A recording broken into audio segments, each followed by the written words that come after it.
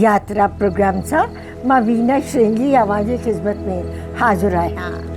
यात्रा जी पहिरीं कड़ी में देवभूमि उत्तराखंड जे हरिद्वार, बद्रीनाथ, केदारनाथ, गंगोत्री, यमुनोत्री जूं कुझु झलकियूं वंडे रही आहियां।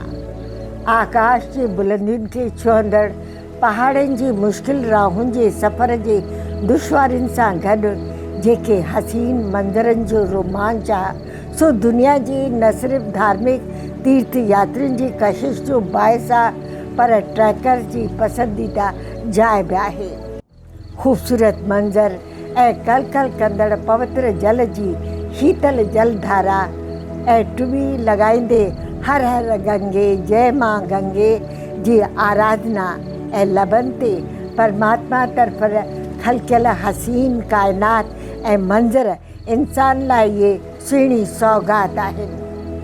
शाम जो गंगा नदी जी लहरुनि ते पवंदड़ जगमगाईंदड़ ॾींहंनि जी दिलि लुभाईंदड़ रोशनी आरती जी सुर लहरी मन में सरहाई ऐं रोमांच पैदा करे थी। घंटानादं प्रभुर्वेद पश्चात् घंटां प्रभोजये घंटस्थगरुडाय नमः।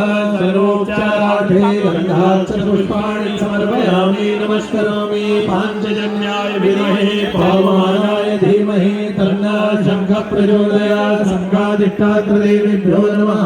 सर्वोपचारार्थे गन्धाक्षरपुष्पाणि समर्पयामि, नमस्करोमि। हस्ते गन्धाक्षरपुष्पाणि गृहीत्वा गणपतिं ध्यायेत्। मध्यौ शान्तिरन्तरिक्षं शान्तिः, पृथिवी शान्तिरापः शान्तिरोषधयः, शान्तिः वनस्पतयः, शान्तिर्विश्वे देवाः, शान्तिर्ब्रह्म शान्तिः सर्व।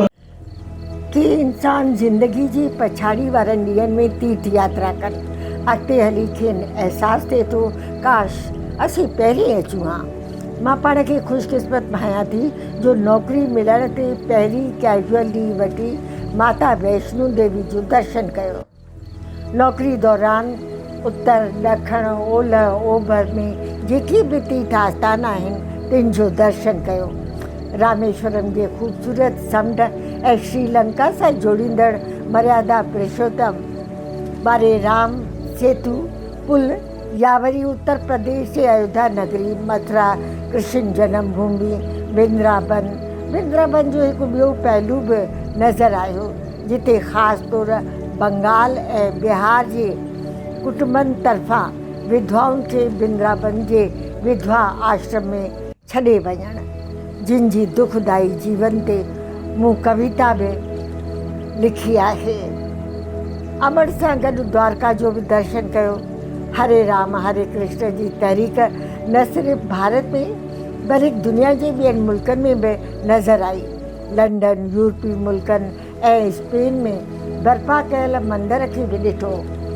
स्पेन वारो भाउ कांतेश, संदसि शरीके हयात पूनम कांतेश, ॿई पुट सिंधु, दिवेश, मम्मी ऐं मां हरे राम हरे कृष्ण जो मंदरु ॾिसणु वियासीं हुते। स्पेन जे हरे राम हरे कृष्ण मंदर जूं कुझु यादगार तस्वीरूं प्रोग्राम में शामिल करे रही आहियां। हरे राम हरे कृष्ण कृष्ण कृष्ण हरे हरे।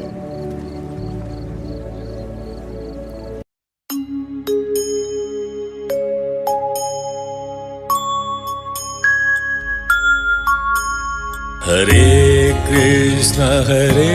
कृष्ण कृष्ण कृष्ण हरे हरे, हरे राम राम राम हरे हरे, हरे कृष्ण कृष्ण कृष्ण हरे हरे, हरे राम राम राम हरे हरे। महामंत्र हरे कृष्ण कृष्ण हरे हरे। यात्रा जी कड़ीअ में उत्तराखंड जे गंगोत्री जो ज़िक्र कंदसि। गौमुख मां गंगा निकिरे थी। पुराणी कथा मूजिबि राजा भगीरथ स्वर्ग मां गंगा खे धरतीअ ते आंदो। आकाश मां पाताल ते गंगा जो लहण हिमालय जो वड़ वकड़ सफ़र तय कंदे गंगा मैया जॾहिं धरती ते लथी त इन जी तेज़ वहकरी खे रोकण लाइ भॻवानु शिव पंहिंजूं जटाऊं खोले छॾियूं। केदारनाथ, बद्रीनाथ, गंगोत्री, यमुनोत्री चइनिनि धामनि जो दर्शन करण जो मौक़ो मिलियो। मई में चइनिनि धामनि जी यात्रा शुरू थींदी आहे। बद्रीनाथ जा कपाट यानी दरवाज़ा भक्तनि जे दर्शन लाइ खोलिया वेंदा आहिनि। अक्टूबर ताईं खुलियल इहे रहंदा आहिनि। विजयदशमी यानी दशहरे ते बंदि थींदा आहिनि। मुंहिंजी अमड़ ऐं घर जे भातियुनि सां मुंहिंजो वञणु थियो यात्रा ते। बद्रीनाथ वेंदे विच में वैली ऑफ फ्लावर्स आहे, तमामु ख़ूबसूरत हसीन मंदरनि सां घिरियल। इते गुरुद्वारो बि आहे। चयो वेंदो आहे त गुरु नानक जी इन जो ज़िक्र कयो आहे। उन वक़्तु एतिरो सहूलियतूं न हुयूं। हरिद्वार खां पोइ ऋषिकेश ऐं लक्ष्मण झूले तां बि ख़ूबसूरत मंदरनि जो दर्शन करण ते मन में उमंग ऐं ख़ुशी जी लहर दौड़ी वई। धरती ते स्वर्ग जो अहसासु थियो।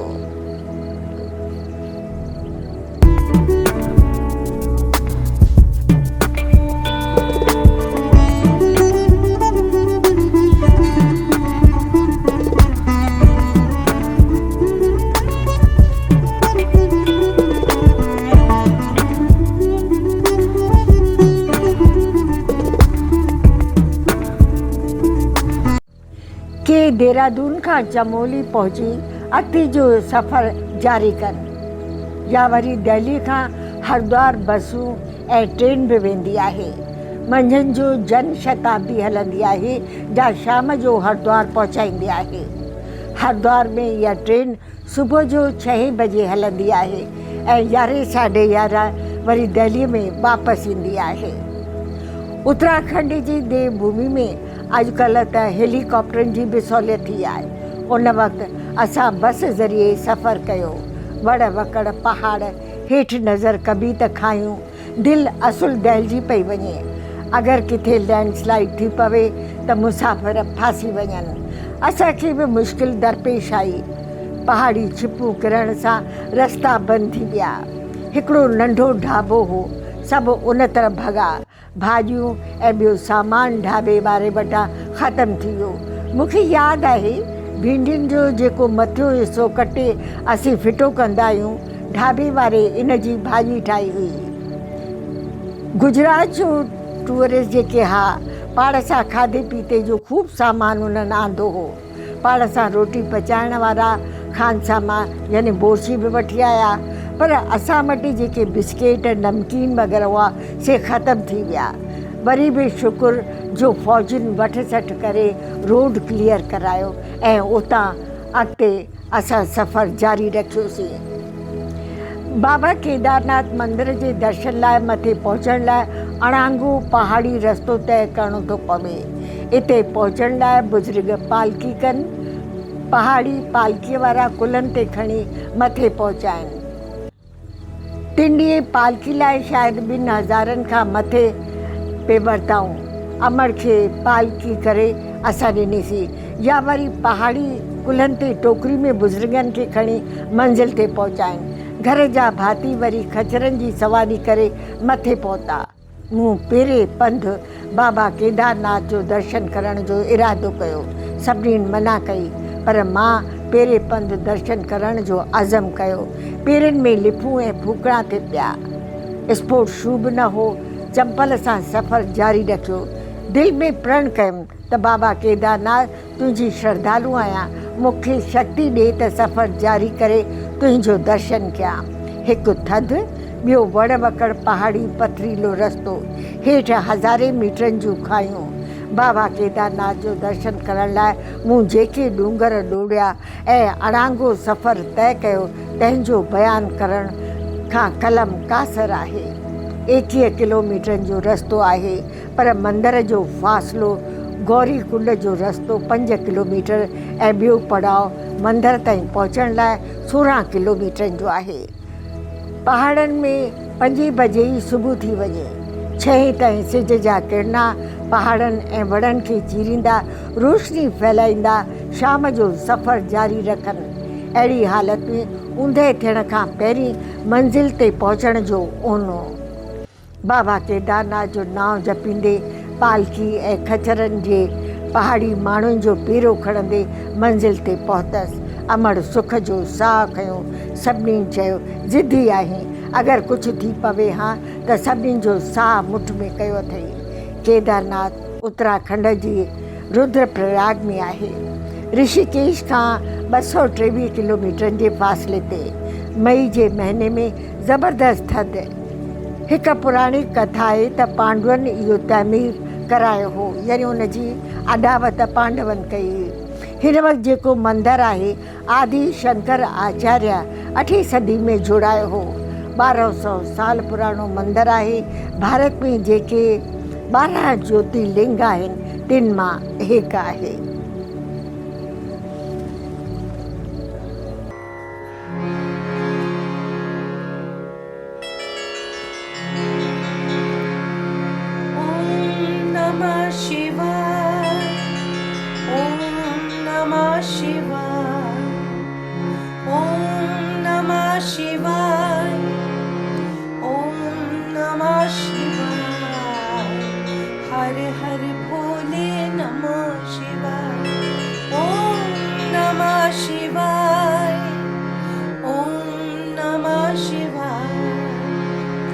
रामेश्वराय शिव रामेश्वराय, हर हर भोले नमः शिवाय।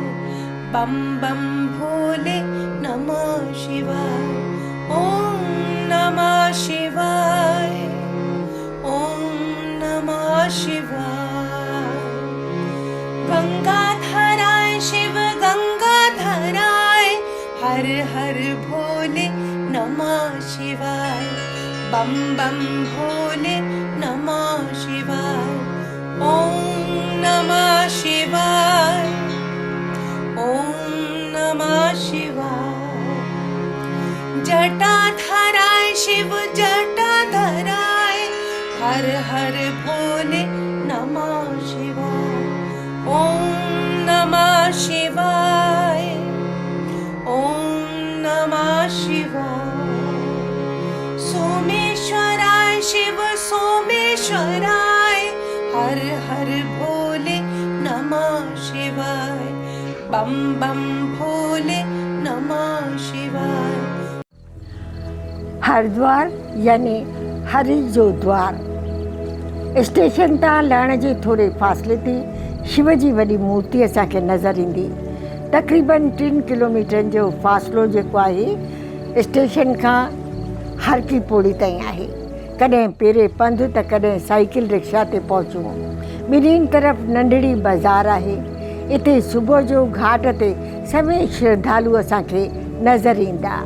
के पाठ पूॼा कंदे त के वरी ॿारनि खे जणिया पाइण ते, ऐं पासे अॻिते हली करे थोरे फ़ासिले ते बिछड़ी वियलनि जी रख गंगा में परवाह कंदड़ श्रद्धालु।